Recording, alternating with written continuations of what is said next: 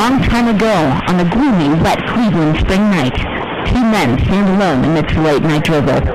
Their voices echo across the vacant station parking lot as they debate the merits of the great American radio show that have been missing for far too long.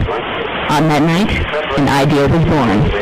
That idea became the FDH Lounge.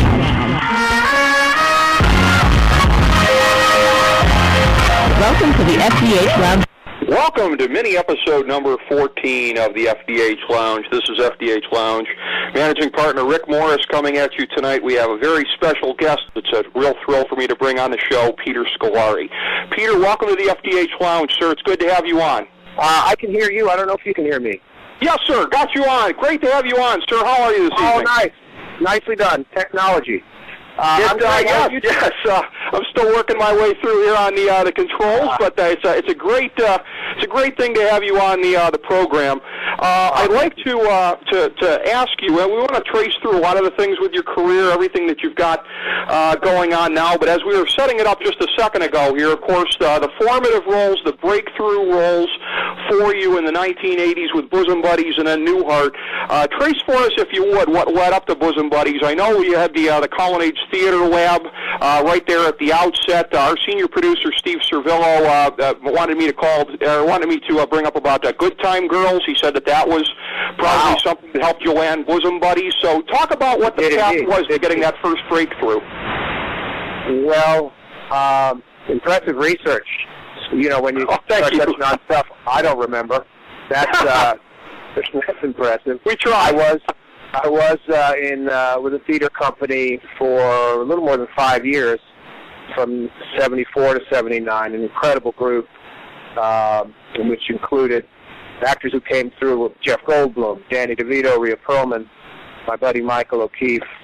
The artistic director of the company certainly had an eye for talent. Despite that, he brought me into the company, and I was really groomed and brought up, by older actors some of whom were rough, had rough sensibilities, and once I kind of made my mark as a 19, 20-year-old actor, they stopped treating me like a kid. They could be, some of the older actors got strong with me. We weren't physically fighting, but this was a bunch of Italian Americans, Italian, Irish Catholic Americans, and a lot of strong personalities. So I really learned at a very young age. I kind of had to fend for myself. In some instances, folks were either with you or against you. In 79, a lot of folks had gone off to Hollywood. O'Keefe, Danny DeVito went out to do Taxi, and Rhea Perlman followed him out there. Obviously, they'd been living together for a number of years. I used to watch their apartment in New York when Danny went out in the mid-'70s to do Cuckoo's Nest, for example, with a couple other actors from the Colonnades, Vinny Schiavelli, and a couple other guys, Vinny, who passed away not long ago. So I had a snobbish attitude, Rick, and I said, I'm not going out to Hollywood. I'm not selling out. I'm going to be part of the theater community here and make my way. And Hollywood wants me, they can fly me out. That was my arrogant 24-year-old attitude. And, in the spring of 79, I tested for a pilot for NBC, Paramount NBC, and indeed, I didn't get the part out of New York, but I was flown from New York to Los Angeles and continued to audition and test for the role, and I got it. So there I was, flown out and embarrassed by my arrogance, but suddenly sitting in, sleeping on DeVito's couch and then other couches, as we do when we're young actors sometimes. And I began. I was replaced in this pilot. The pilot sold for a series. It was called The Further Adventures of Wally Brown. Talk to Steve Servillo. He'll probably know better than I. Mm-hmm. And I was the only job I've ever been fired from, because my agent was told we didn't want him to be the funny one. He's supposed to be the straight guy. But nobody told me that. And then I was rehired to play my role when they couldn't successfully replace me. And then the pilot disappeared. It didn't. The series commitment did not hold. And I was ready to turn around and head out, head back to Brooklyn. I was living with a woman in Brooklyn and was happy to come back to my haunts. But I got guest starring role with Donna Pescow and dear friend Bob Hayes on their show Angie, and then the producers of that show asked me to join the cast of this thing that Steve brought up, the Good Time Girls, and I filmed 12 episodes of the Good Time Girls, made a very close friendship with my friend Adrian Zemed. We're still very close. She's 32 years later. 33, oh my, 33 years later. I remember when I thought 33 was a grown-up, and now I have clothing that's 33 years old. I miss those days, Peter. How old are you? You don't mind me asking, do you? I'm a few years older than 33, but enough to so that it's painful. I touched a nerve here. I'm going to leave it alone. I just turned 56, so I'm feeling healthier and happier than when I was 46. So I guess I'm going to run with that. That's the progression you want, no question. Hopefully I'll get through this tiresome biography I'm giving you, but you asked me. The problem with actors is if you ask them to talk about themselves, they will. So you're giving us a great one, and you mentioned a number of interesting names there. I got a side question for you for a second, because it's been our experience in doing the show how incestuous the entertainment industry is, the degrees of separation, folks who've worked with folks. I'm curious, our senior editor, Jason Jones, brought it to my attention. His uncle actually is one of the premier stage actors, certainly in the eastern part of the country. I know you've done a lot of stage work, and I mention this because he's also very good friends with, and I guess was a mentor to at one time, your old cohort, Tom Hanks. Have you ever had the occasion to work with Alan Rust on stage? No, but I know the name, of course, from Tom, and there are a couple of other folks.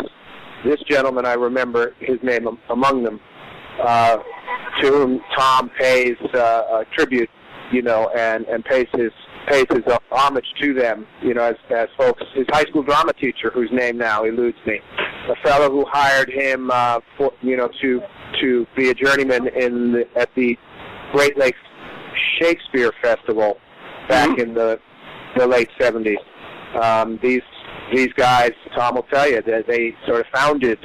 I don't mean found like, oh, here's a guy, he's got something special. They, I share this with the folks I would pay homage to. They groomed us and trained us, gave us skill sets that would otherwise have been unavailable. You can't, as a young actor or a young musician or any other performing artist, you can't say, oh, gee, I think I'll learn how to do this, that, or the other thing, and just go grab it for yourself. Or in our modern era, you can't Google, a skill set for a young actor or musician and just take it off the web. So it ends up being, it's a long, ancient history of apprenticeship, really, where if you're lucky, you find mentors and masters, and they pass it on. And I had that experience. Tom did too. That's amazing. A lot of the great names that you've had a chance to work with, and of course, with Bosom Buddies, that being where you and Tom took off. I found out in the course of the research that I did here, I didn't realize that having gotten rerun in the summer of '84, I guess by NBC, that there was talk of possibly getting a run there, but you were already, I guess, ensconced at Newhart by that time. It's one of those deals where it was kind of like a bird in the hand. You already had something pretty good going at that point. Well, sure, but the thing is, honestly, the research is sound, but I'll give you the inside on that, which goes to Brandon Tartikoff, who was the president of NBC at that time, and I think you'd see, if you looked at the timeline in Tom's filmography, you'd see that somewhere around late '83, '84 was Splash, which Al Hanna, Ronnie Howard's movie, which was a big hit.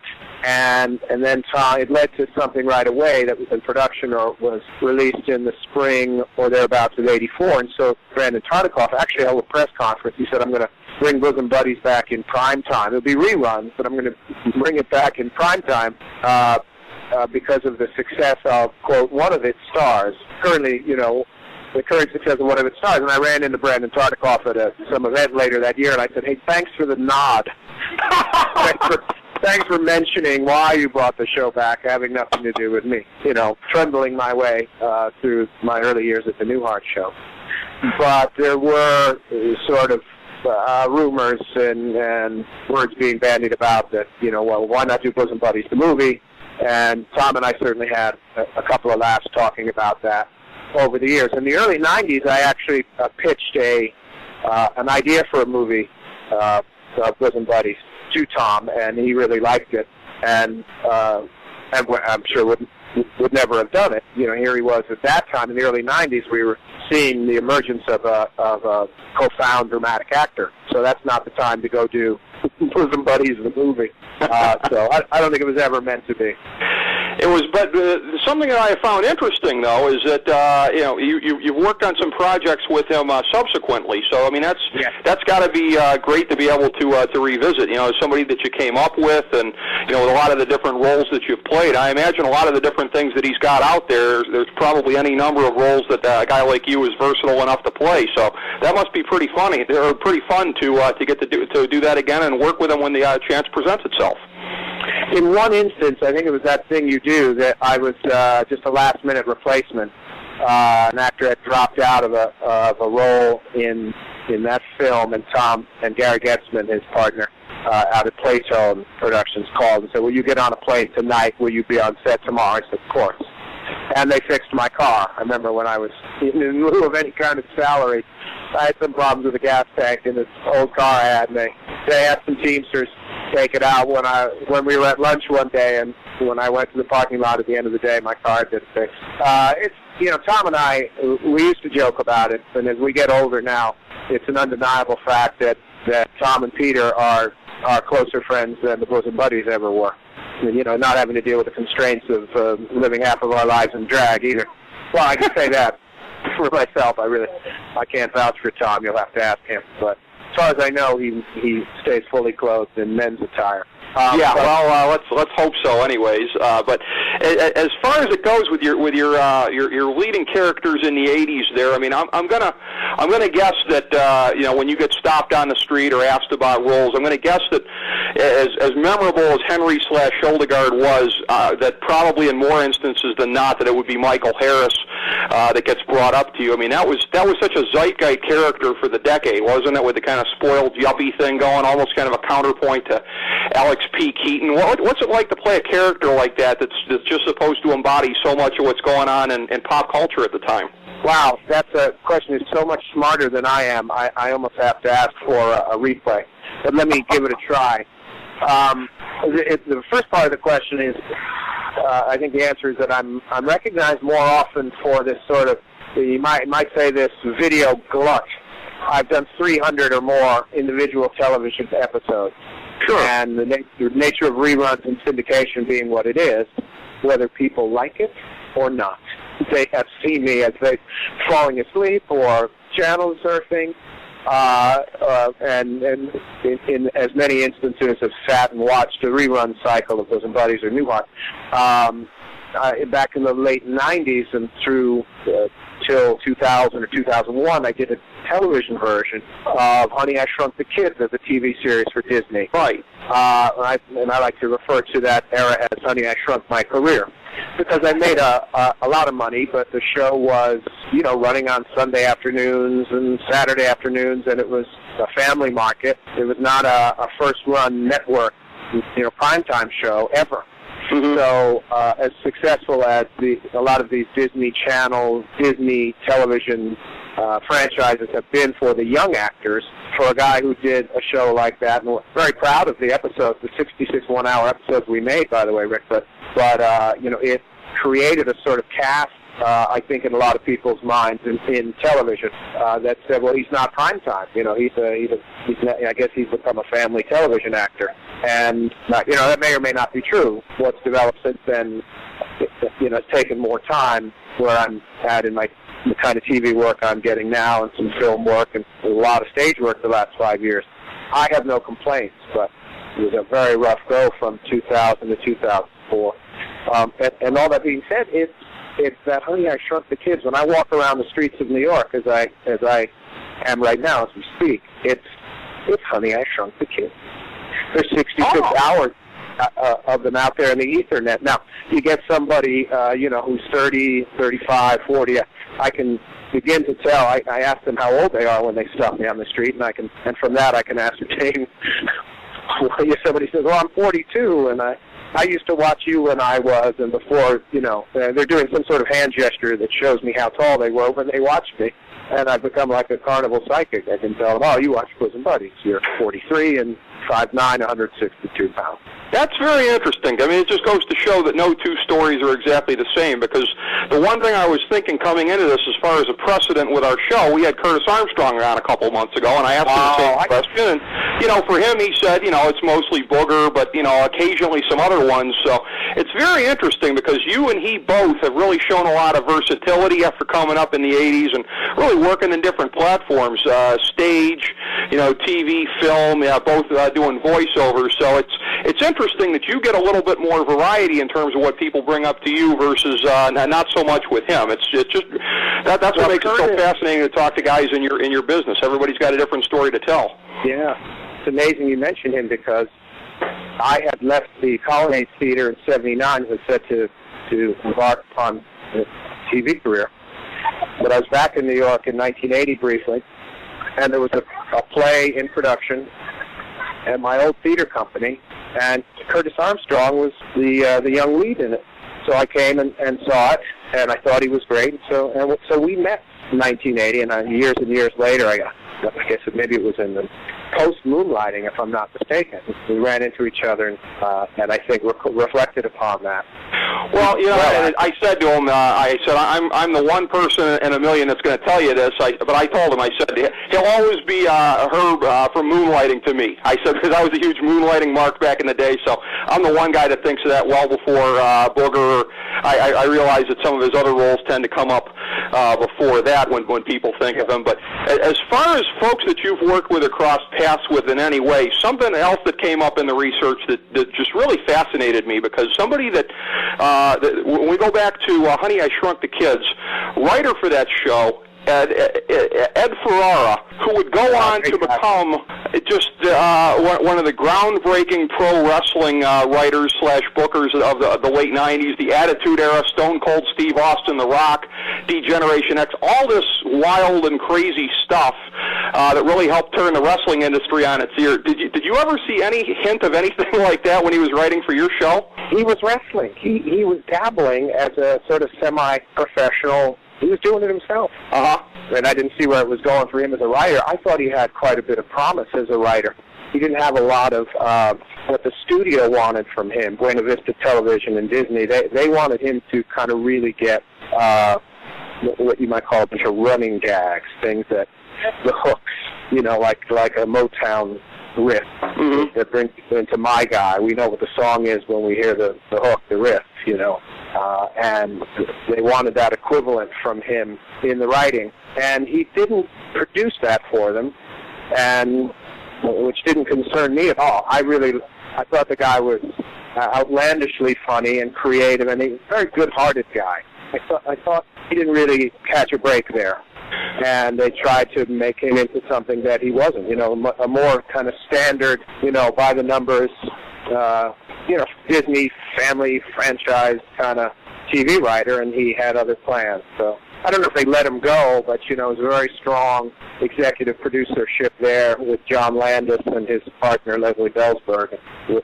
And I got along great with those guys, but they were, it was their way or the highway.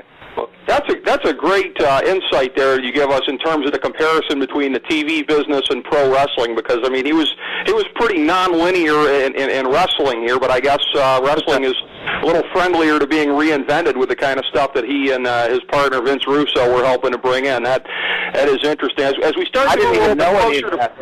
I didn't even know any of that, and it's great. That they needed him. They needed that fresh, and sort of bent. He was bent in the head in a really lovely way. And I guess it just goes to show. We all end up where we belong eventually, Peter, huh? I hope so. And I'm experiencing that now, but I may not be as optimistic or at least as certain as you are. I'm hopeful that that's true. Some people say life is what happens while you're making other plans. I believe that's often the case. Yeah, Yeah, that's a very profound saying. I've heard that before. As we move a little closer to present day here in our allotted time remaining, Peter, I know you've got Batman, the Brave and the Bold going on here, and some other projects. And as I alluded to, similar to Curtis Armstrong, I mean, you've really done it all over a period of time here. A lot of stage work as well, voiceover work with Pinky and the Brain, Duckman, Scooby-Doo, etc. So I mean, what are some of the things you've got on your plate as you're heading into the future here? I mean, you've always got stuff going on seemingly. So what are the big things to you right now? Thanks for asking. I'm in a sort of casting pool now in New York theater and Broadway. It took me out to, I was happy to go out and do summer theater in Maine. This year I played The Music Man up in Maine. What a joy. And that's a direct result of being active on Broadway here in the last 5-6 years. And there hasn't been a lot of TV and film production in New York until the last year or so. And I'm finding myself in a sort of entree position there, and I just finished the first season of a new series for HBO called Girls, which has been created by this wonderful woman, Lena Dunham.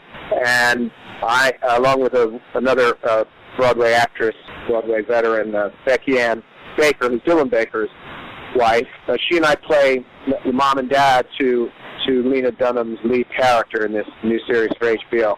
It's very, I hesitate to say it's kinky or edgy because those apply to certain other shows that will remain nameless on Showtime and HBO. But Lena is writing in a sort of in an author, like an auteur, to use the pretentious term. She's creating a world that somehow seems very real to you, not a construction. I love Bored to Death, for example, on HBO with Zach Galifianakis and Ted Danson and the wonderful guy Jason Schwartzman who's created it. But it's not real. It's a construction, and it's one of Hung is a construction. Weeds is a construction. And what's happening with Girls, and also I'm seeing it with Laura Dern's new series, which is just coming on just ahead of us on HBO. Really kind of reaching into, the reality pocket and seeing what kind of loose change we have as an audience. And so there is edginess, but that's not a hook of the show. And there is kinkiness and a lot of sexuality in these young 20-something characters, but that's not the hook of the show. It's my girlfriend Tracy and I watched the pilot a few weeks ago, and we said, "My God, this is a non-TV show." You'd almost believe that was the plan. Let's do a non-TV show, and I don't mean the way in which Seinfeld was a show about nothing. But that's the thing. If you go anywhere and do anything when you're thinking about yours truly, I hope you see this show on HBO, and I'm so excited to be a part of it. And it's not the kind of thing that I've done. I mean, when have we ever seen me in a wild sex scene, fully naked in a shower? I can't wait to check it out. Just to see the continuing evolution of what you've got going on is going to be tremendous. Peter, I've had a lot of fun. I know the audience has as well. I feel like we only really got to scratch the surface of everything with you here. We'd love to have you back sometime soon and continue catching up with you, sir. I love it. Thanks. I know I went on a lot, but you made me comfortable, and I appreciate that. Well, thank you so much, Peter. I really would love to do some more with you sometime soon here and catch up some more. Thank you so much for your time, sir. Really appreciate it. Back at you, pal.